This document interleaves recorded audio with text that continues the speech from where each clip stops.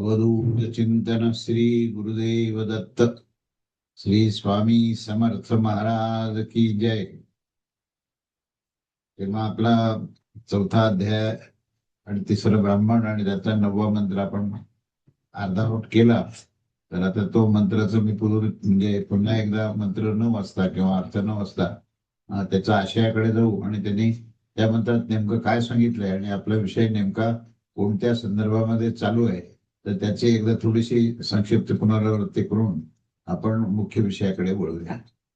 तेव्हा चौथा अध्याय, तिसरं ब्राह्मण आणि 9वा मंत्र, त्याचा आपण पहिल्यांदा आशय पाहू. काय सांगितले की ह्या ठिकाणी या पुरुषाचं, पुरुष म्हणजे या ठिकाणी जीवात्मा या अर्थाने, तर जीवात्म्याचं निश्चयाचे 2 स्थान असतात. पण तिसरं स्थान त्याचं ह्याच्या पलीकडे आहे का, असा जो एक प्रश्न आहे.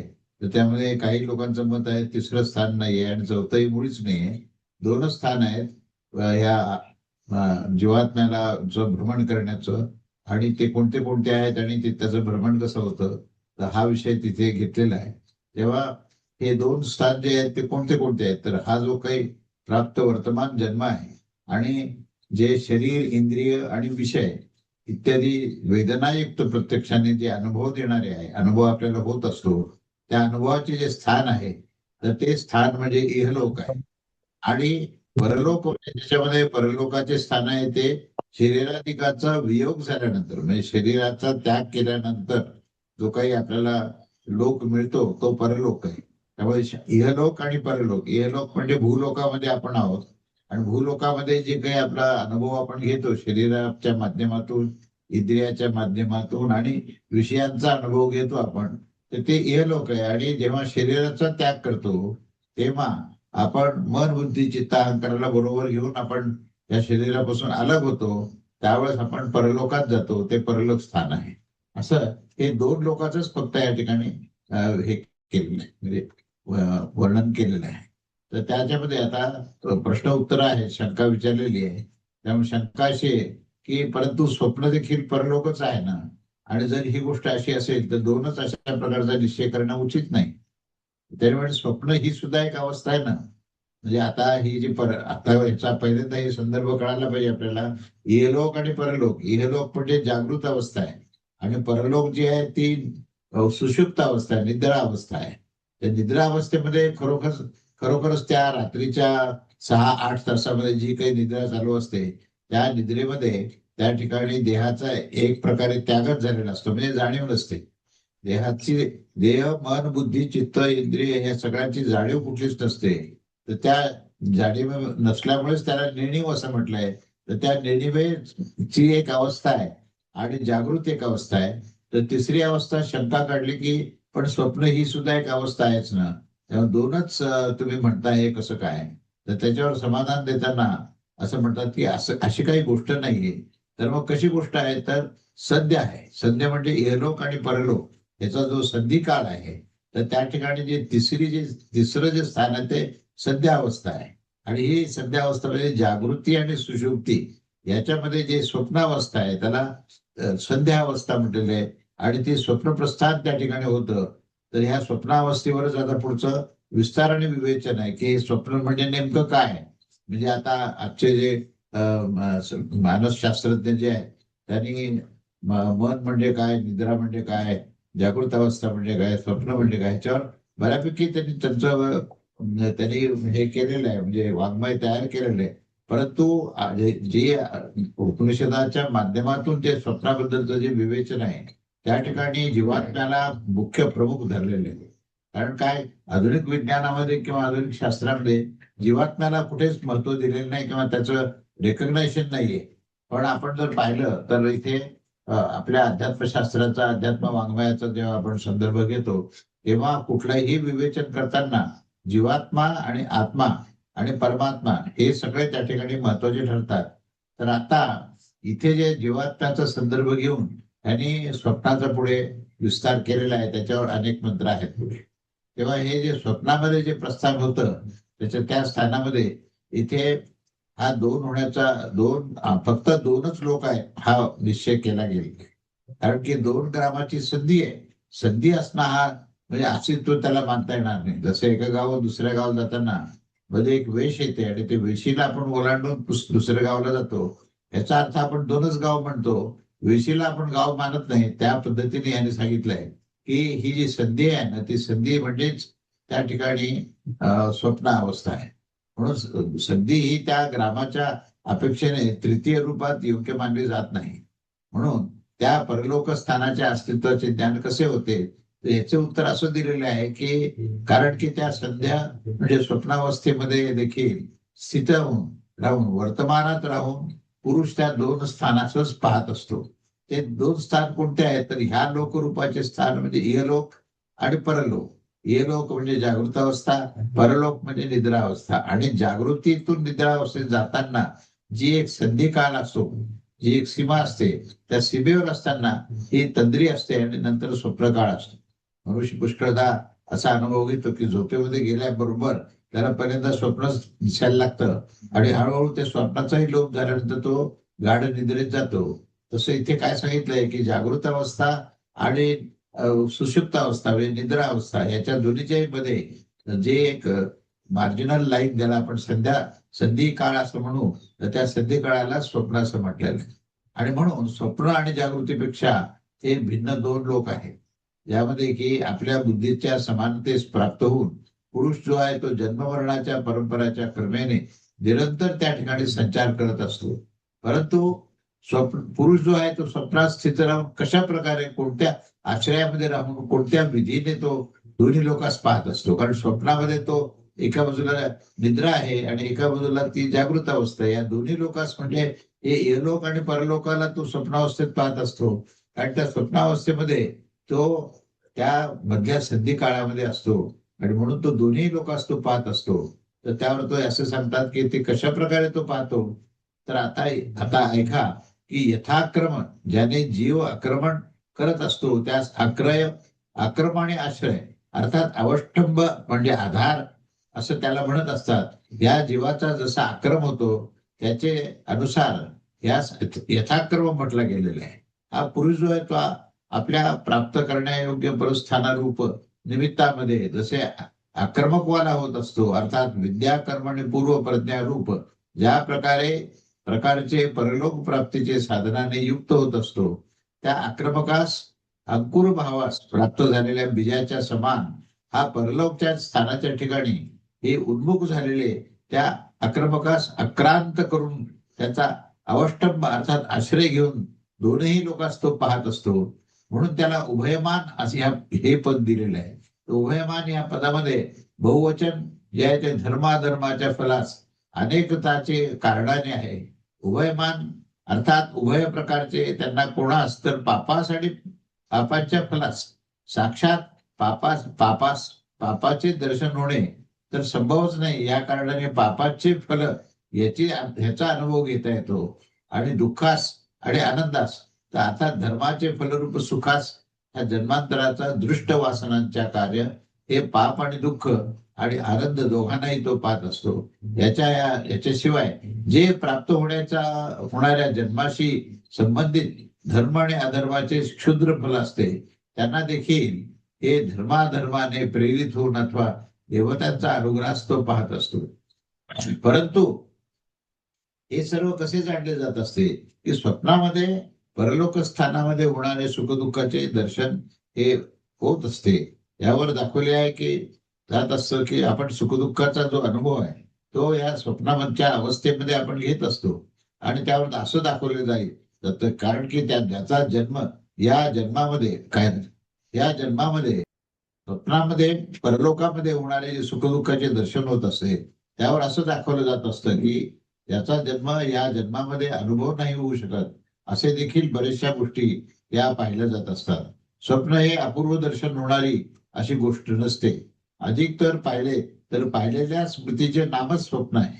म्हणजे पूर्वी ज्या घटना घडल्या आणि त्या स्मृतीमध्ये त्या साठवल्या गेल्या तर त्या स्मृतीतूनच त्या घटनेचा पुनरुच्चार होतो, पुनर्निर्माण होतं आणि त्याच्यातून ते स्वप्न दिसायला लागतं. आणि म्हणून दोन्ही जे स्वप्न आणि जागृत अवस्थेपेक्षा ही जी गोष्ट आहे ही सर्वतोपरी विलक्षण आहे. ज्या आदित्यामध्ये बाह्य ज्योतीचे अभावामध्ये हे देहेंद्रिय संघात रूप जो जीवात्मा ज्या आपल्यापेक्षा भिन्न आत्मज्योतीच्या द्वारे व्यवहार करत असतो असे सांगितले गेले आहे. आणि म्हणून त्या आदित्यादी ज्योतीचा जो अभाव होत असतो, जेथे की या विशुद्ध स्वयंज्योती आत्म्याची उपलब्धी होत असते, ते स्थानच नसते. कारण की हे देहेंद्रिय संघात सर्वथा या बाह्य ज्योतीने संश्लिष्टच होऊन पाहिल्या जात असते. म्हणून आपल्या या विविक्त स्वभाव ज्योती रूपाने हा जो आत्मा आहे तो असत्य समान अर्थात असतच असतो. जर कधी बाह्य आध्यात्मिक आणि भूत आणि भौतिक पदार्थाच्या संसर्गाने तो शून्य आपल्या विशुद्ध ज्योती स्वरूपास उपलब्ध होईल, तर वर सांगितलेले सर्व काही होऊ शकत असते असे श्रुती सांगते. तेव्हा जो प्राकृत आत्मा आहे म्हणजे जो जीवात्मा आपण म्हणू, ज्यांनी प्रकृतीमध्ये आसक्ती असलेला हा जीवात्मा, तर तो प्राकृत आत्मा जो आहे तो ज्या समयी प्रस्फिती प्रकर्षतया स्वाप म्हणजे निद्रेचा अनुभव घेत असतो, त्या समयी तो कोणत्या उपादानवाला होऊन आणि कोणत्या विधीने तो निद्रिस्त होतो आणि संध्यस्थानावर प्राप्त होत असतो, यावर ते दाखवले जात असते की या जागृत रूप दृष्ट लोकांची जी सर्ववान व सर्वांचा अवन म्हणजे पालन करत असतो, तो हा लोक जो आहे अर्थात विषय व सुखदुःखादी वेदनायुक्त देहेंद्रिय संघात याच्या सर्वत्वाची व्याख्या ही अथो अयम वा आत्मा इत्यादी वाक्याद्वारे अन्नत्रयाच्या प्रकरणात करून दिलेली आहे. अथवा संपूर्ण भूत भौतिक मात्रा या अध्यात्मादी भागांच्या बरोबर याच्या संसर्गाची कारणभूत आहे. त्यामुळे हे सर्ववान आहे आणि सर्ववानच हे सर्ववान म्हटलं जात असतं. त्यामुळे सर्ववानाची मात्रा एकदेश अर्थात अवयवाचा अपादान अपच्छेदन आदान, अवयवाचे उपादान अपच्छेदन अर्थात ग्रहण करणे आणि दृष्ट जन्माची अर्थात ग्रहण करून त्याची दृष्ट जन्माच्या वासनेचे संपन्न होऊन स्वयं अर्थात आपच हे देहास विहित चेतनाशून्य करून जागृत अवस्थेमध्येच देह व्यवहारासाठी हे जे चक्षु आणि इंद्रियामध्ये आदित्यादीचे उपकार होत असते आणि देहाचे व्यवहार हे आत्म्याच्या धर्म अधर्माच्या फल उपभोगाचा हे कारण होत असतं. आणि या देहामध्ये तो धर्माधर्माच्या फल उपभोगाची जी उपरती या आत्म्याच्या कर्मात उपरतीचे कारण असते आणि त्यामुळे आत्मा याचे हनन करणार आहे असे म्हटले जाते. आणि स्वयं निर्माण करून मायामायाच्या समान वासनामय स्वप्नदेह रचून शयन करत असतो. देहाचे निर्माण देखील आत्म्याच्याच कर्माच्या अपेक्षेने होत असते. त्यामुळे तो आत्मकर्तृत्व म्हटला गेलेला आहे. स्वकीय म्हणजे आपल्या भासानेच हे मात्रोपादन रूपभास क्षिप्ती अर्थात प्रकाशाने म्हणजे सर्व वासनात्मक अंतःकरण वृत्ती रूप प्रकाशाने, कारण की तो सर्व वासनामयी वृत्तीच तेथे विषयभूत होऊन प्रकाशित होत असते. तेव्हा त्या अवस्थेमध्ये तो स्वयं भा म्हणजे प्रकाश असं म्हटलं जात आहे. तेव्हा त्या आपल्या विषयभूत भासून व त्याच्याच विषयातून विषय करणारी ही विशुद्ध रूपा अलुप्त दृग स्वभावा आणि आत्मज्योतीने त्या आपल्या वासनात्मक प्रकाश रूपास विषय करताना पश्चाताप म्हणजे शयन करत असतो. अशा प्रकारे जो राहत असतो आणि तोच प्रस्वप्पिती असे म्हटले गेले जात आहे. तेव्हा येथे या अवस्थेमध्ये या कालामध्ये हा पुरुष अर्थात जीवात्मा स्वयंच विशुद्ध ज्योती स्वरूप होत असतो. अर्थात बाह्य आध्यात्मिक भूत व भौतिक सांसर्गिक रहित ज्योती असते ती. त्यामुळे हे त्याचं हे विवेचन हे सिद्ध पुरुषांनी केलं. आता त्याच्यावरची पुढे ही चर्चा आहे आणि काही शंका व्यक्त केलेली.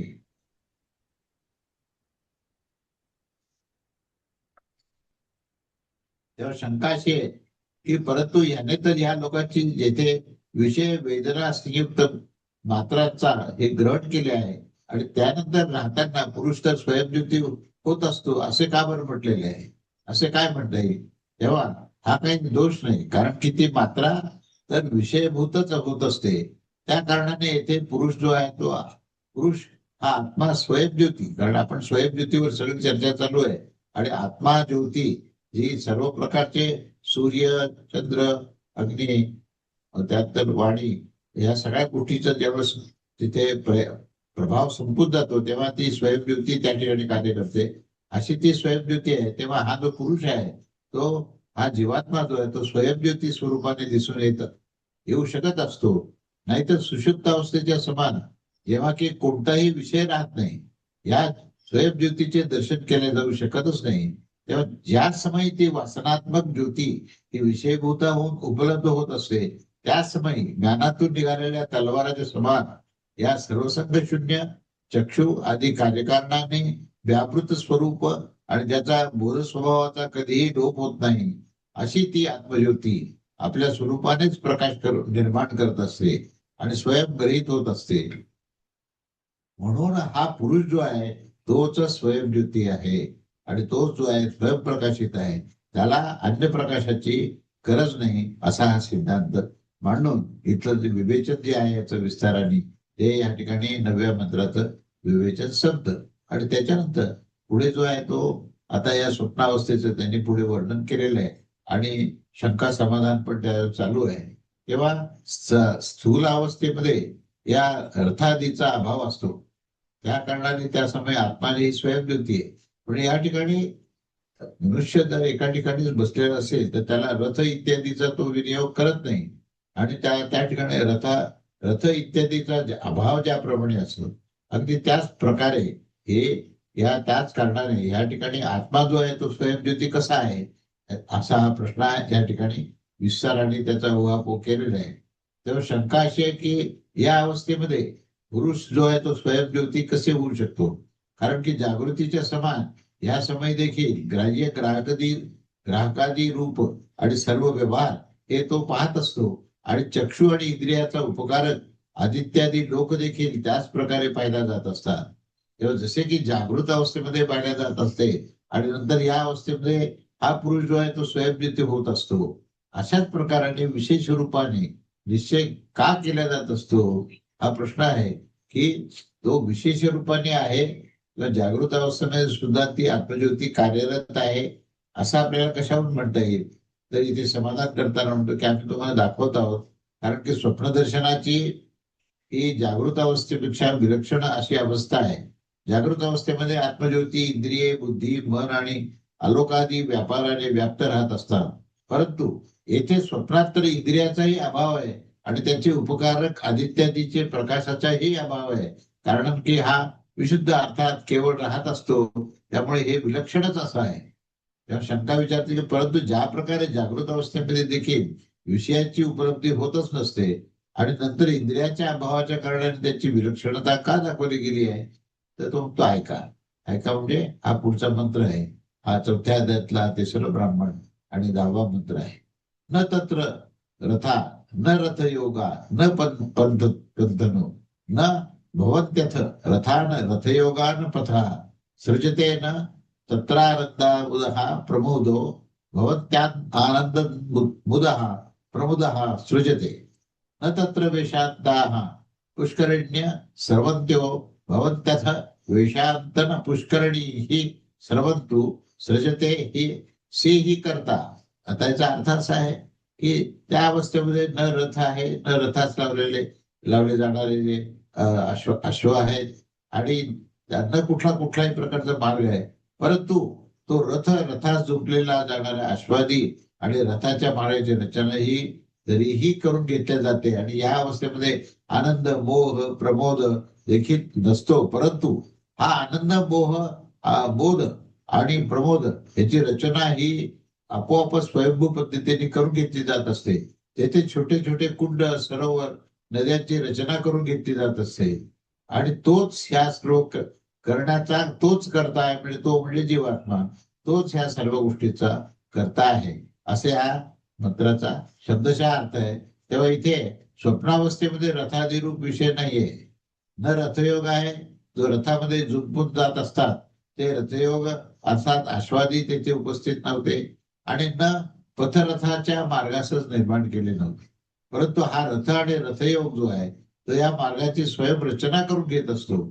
त्यावर शंका विचारतो, परंतु रथादी समान वृक्षादीचा अभाव होण्यावर देखील याची रचना कशी काय करून घेत असतो. त्यावर समाधान सांगताना असं दाखवत आहेत की असं सांगितलं आहे की नाही, या सर्ववान लोकांच्या मात्रेस आपणास चेतना शून्य करून आणि दुसरे शरीर रचून इत्यादी, त्यामुळे अंतःकरणाची वृत्तीच या लोकांच्या वासनेची मात्रा आहे.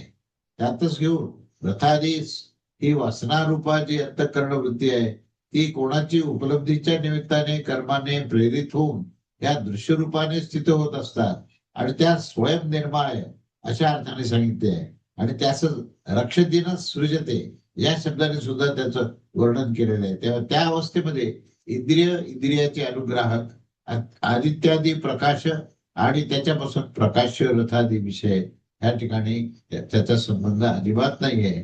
याची दखल सुद्धा तिथे घेतलेली नाही. त्यांची उपलब्धी हेतूभूत जे कर्म आणि त्या कर्मरूप निमित्ताने प्रेरित जी अंतःकरणाची उद्भूत वृत्ती आहे, हा उद्भूत वृत्तीचा विषय हा त्याचा आश्रय घेऊन आणि त्याच्या आश्रित राहणारी केवळ त्या वासनामय मात्र तर पाहिल्या जात असते. आणि तो ज्याचा नित्यज्ञान स्वरूप ज्योतिष दिसण्यात येत असते ती आत्मज्योती ह्या अवस्थेमध्ये ही ज्ञानातून काढलेल्या तलवारीप्रमाणे अत्यंत शुद्ध अशी असते.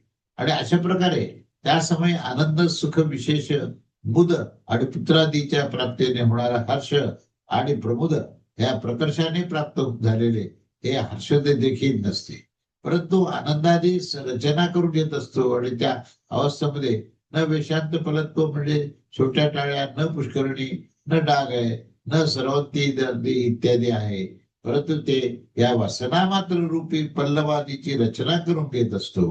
कारण की तोच तो करत असतो. त्या विषयाच्या वासनेची आश्रयभूता ती चित्तवृत्ती असते आणि त्याच्या परिणामाच्या कारणाने हे जे कर्म आहे त्या कारणानेच त्याचे हे कर्तृत्व दाखवले जाते. साक्षात रूपानेच यामध्ये क्रिया होणे ही संभवच नाहीये. कारण की त्याच्यावर क्रियेच्या साधनाचा अभाव आहे आणि कारकाच्या शिवाय क्रियेचे होणे संभवच नसते. आणि येथे क्रियेच्या कारक हात पाय तर इथे नाहीच आहे.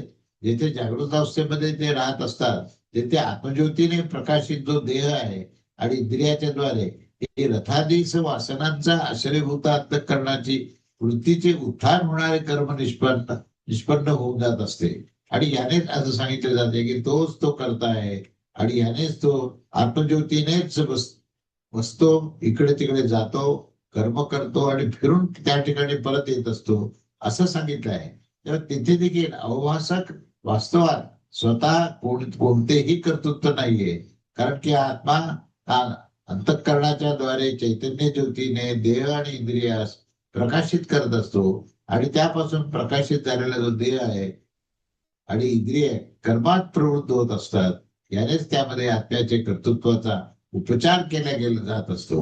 वर जे समजा ध्यान करत असतो, समजा अत्यंत चंचल होत असतो असे सांगितले व त्याच्या त्या कर्तृत्वाच्या हेतूच दाखवण्यासाठी येथे म्हणून पुन्हा पुन्हा ते सांगितले की तोच करता आहे, म्हणजे तो जीवात्माच करता आहे. आणि बाकी जे प्राकृतिक जी संसाधनं आहेत ती संसाधनं ते असो का नसो, पण तो जीवात्माच आपल्यामधल्या ज्या चित्त प्रवृत्ती आहे त्याच्या माध्यमातून तो प्रत्यक्ष त्या सर्व घटना आणि ते सर्व जे अनुसंधान करण्याचे जे काही संसाधन आहेत ते आपल्याला उपलब्ध त्याच्यातून होतात. आणि ते तुम्ही म्हणाल तर ते काल्पनिक आहे आणि म्हणाल तर तुम्ही त्याचा प्रत्यक्ष विनियोग होऊन अनुभव पण एक देणारे आहे. अशा प्रकारे त्याचा हा अनुवाद केला आहे. आणि इथे हा मंत्र 10वा मंत्र संपतो. आणि या ठिकाणी विवेचन असं स्वप्नाच्या बाबतीमध्ये अतिशय सुंदर पद्धतीने प्रारंभ केला आहे की स्वप्न म्हणजे नेमकं काय आहे. आता पुढे जी या स्वप्न या विषयावर पुढे चर्चा आता पुढची आहे. आणि त्या चर्चेमध्ये स्वप्नसृष्टीच्या विषयामध्ये जे प्रमाणभूत मंत्र काय आहेत तर ती हे प्रमाणभूत मंत्र आपण पाहूया. 11वा मंत्र. तदेते श्लोका भवन्ति स्वप्नने शरीरमा प्रहत्या सुप्तानां भिवक्करीति शुक्रमादाय पुनरेति स्थानं हिरण्यमयं पुरुष एक हंसः. याचा अर्थ असा आहे की त्या विषयामध्ये हा श्लोक आहे की आत्मा जो आहे तो स्वप्नाच्या द्वारे शरीरास निश्चेष्ट करून स्वयं न झोपता झोपलेल्या सर्व पदार्थास प्रकाशित करत असतो आणि तो शुद्ध इंद्रिय मात्र रूपास घेऊन पुन्हा पुन्हा तो जागृत स्थानावर घेऊन येत असतो. आणि हिरण्यमय ज्योती स्वरूप पुरुष असतो एकटाच होऊन दोनही स्थानावर येतो जाणारा असतो. या ठिकाणी ही सगळी कल्पनेची इमारत आहे, ही आपल्या वृत्ती प्रवृत्तीची इमारत आहे. आणि तो बाकी सगळं संसाधन जे आहे म्हणजे इंद्रिय आहेत, मन आहे, बुद्धी आहे आणि शरीर आहे, या सर्वांचाही तो तिथे विनियोग न करता तो केवळ स्वतःमधूनच हे चित्र उभं करतो. आणि तो ज्योतिष स्वरूप जो आहे तो खऱ्या अर्थाने तो एकटाच पुरुष असतो आणि तो सर्वत्र असतो, असे या ठिकाणी तिथे ते निष्कर्ष काढलेला आहे आणि तो अर्थ त्या मंत्राचा आहे. तेव्हा या मंत्रामध्ये नेमकं काय आशय ते पाहू आपण, की त्या समय अर्थामध्ये हा श्लोक त्या संदर्भातच जो आहे तो हा श्लोक आहे. तेव्हा स्वप्नाने स्वप्नभावाने शरीरास अभिप्रहत्य निश्चेष्ट करून स्वयं अलुप्त ज्ञानादी शक्ती स्वरूप होण्याच्या कारणाने असुप्त राहून सुप्त अर्थात वासनारूपाने उद्भूत अंतःकरण वृत्तीचा आश्रित बाह्य आणि आध्यात्मिक सर्वच भाव असतो आपल्या स्वरूपाने प्रत्यस्तमित अर्थात निद्रिस्त राहत असतो, प्रकाशित करत असतात. याचा अर्थ तात्पर्य असं आहे की त्यांना आपल्या अलुप्त आत्मदृष्टीने तो पाहतो, अर्थात अवभासित करत असतो. आणि शुक्र आणि शुद्ध या ज्योतिषमान इंद्रिय मात्रास हा तो ग्रहण करून तो पुन्हा कर्म आणि अर्थात या जागृत अवस्थेमध्ये या जागृत स्थानामध्ये तो येणे जाणे करत असतो. आणि तो हिरण्मयाच्या समान चैतन्य ज्योती स्वरूप पुरुष हा एक हंस आहे, एकटाच आहे, एकटाच हत्ती चालत असतो, या कारणाने एकांश आहे. आणि तो एकटाच जागृत स्वप्न आणि इहलोक परलोक या दोन्हीमध्ये तो एकटाच आहे. आणि या कारणाने त्याला हंस असं सुद्धा म्हटलं आहे. तर हंसाक्षरवृत्ती जिथे दिसायला लागते त्या ठिकाणी हंस या पक्षाचं आपण उदाहरण देतो. अशा रीतीने इथं वर्णन केलेलं आहे. त्याच्या पुढे या संदर्भामध्ये हा विषय पुढे देताना मंत्र क्रमांक 12 मध्ये काय म्हटले ते आपण बघूया, की प्राणेन रक्षन्न वरम कुलाय कुलाय यादमृतस चारित्वा स यते मृतम यत्र कामम हिरण्मया पुरुषा एका हंसा. या निकृष्ट शरीराची प्राणाने रक्षा करताना तो अमृत धर्मा शरीराच्या बाहेर विचरण करत असतो.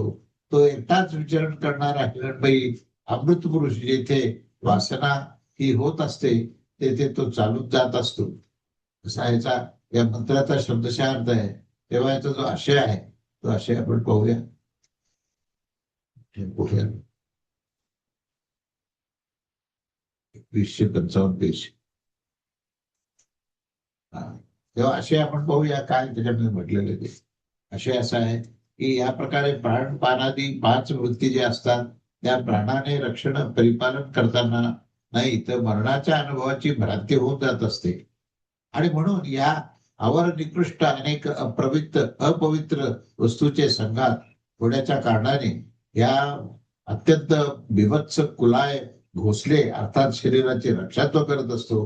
परंतु स्वयं त्या कुलायाच्या बाहेर हे विचरण करून यद्यपि तो शरीरामध्येच राहूनच जर स्वप्न पाहत असतो तरी त्याच्या संबंधाने तो रहित असतो.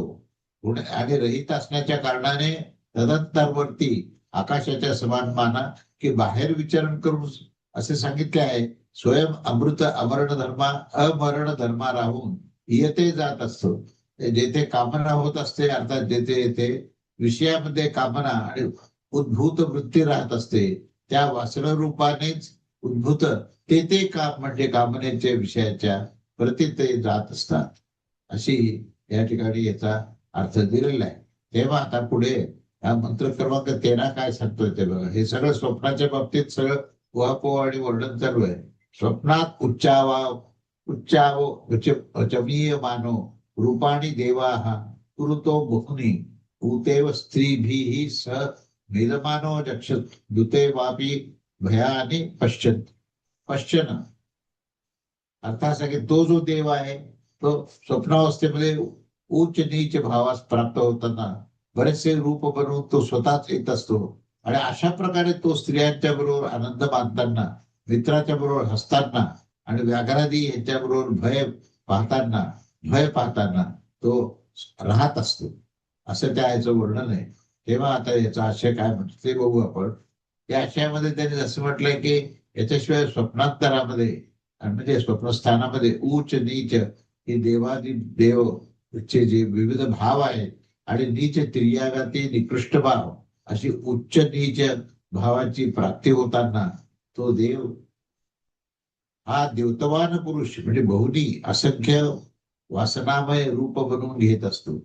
तो स्त्रियाच्या बरोबर आनंद मानताना आणि मित्राच्या बरोबर असताना आणि भय ज्याने तो भयग्रस्त होत असतो, अशी ही सिंहव्याघ्रादी भयास पाहताना तो राहत असतो.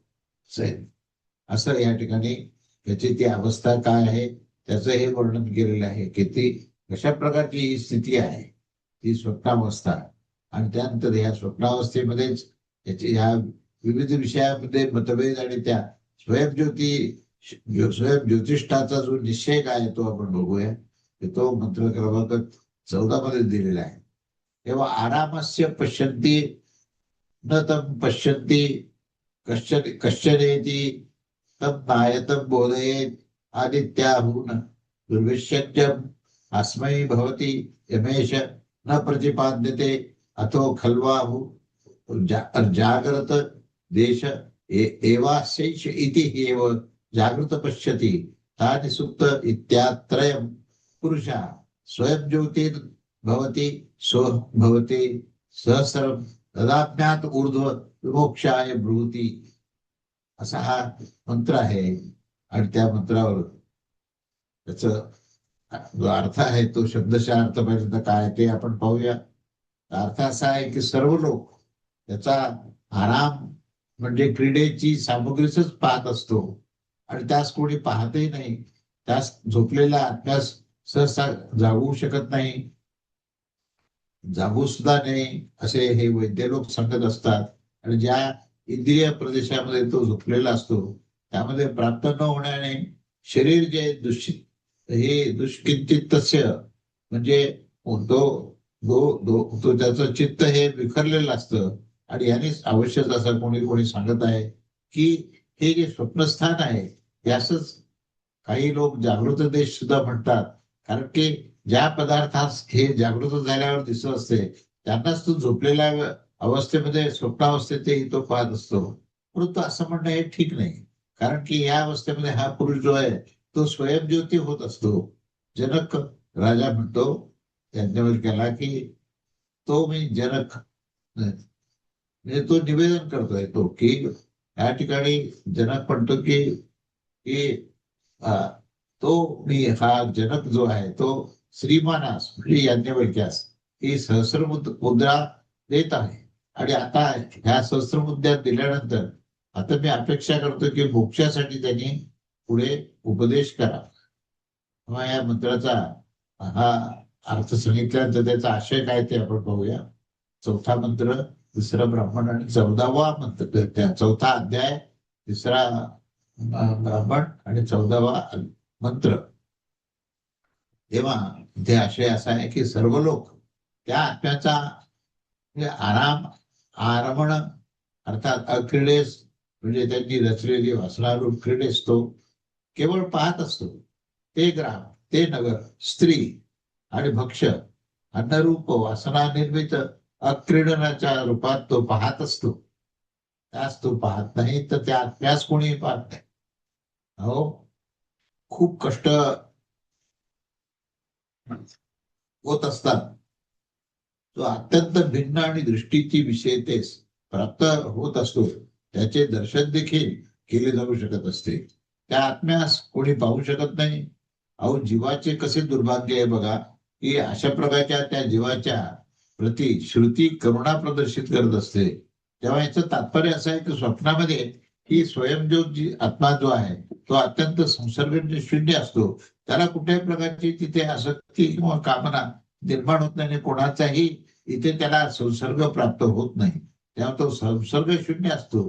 तम नायतम बोधयेत आणि त्याहू स्वप्नात आत्मज्योतीची व्यतिरिक्ताच्या विषयात लोकात प्रसिद्धी देखील ही होत असते. तर ती प्रसिद्धी काय आहे तर त्या झोपलेल्या आत्म्यास आयतम सहसा एकाकी न जागावे असे जे चिकित्सा प्रधान लोक जे असतात ते सांगत आहेत की निश्चयच ते पाहत असतात की आत्मा हा जागृत देह नाही आणि त्याच्या इंद्रिय द्वाराने निघून विशुद्ध रूपाने तो बाहेर विद्यमान आहे आणि यानेच त्याला सहसा न जागावे असं म्हटलेलं आहे. तेव्हा त्यामध्ये हा दोष देखील पाहत असताना हा सहसा जागे होण्यावर तो एकाएकी जागा गेलेला आणि न इंद्रियाच्या द्वाराच हा प्राप्त होऊ शकलेला असा तो आहे. ज्या इंद्रियद्वार देशास, ज्या देशाने तो शुक्र इंद्रिय मात्रास घेऊन हटवून गेले होते, त्या इंद्रिय देशास तो आत्मा पुन्हा प्राप्त होत नाही. आणि ह्याने श्रुती सांगत आहे की दुविषजम हस्मयी भवती, यास हा प्राप्त होत नाही.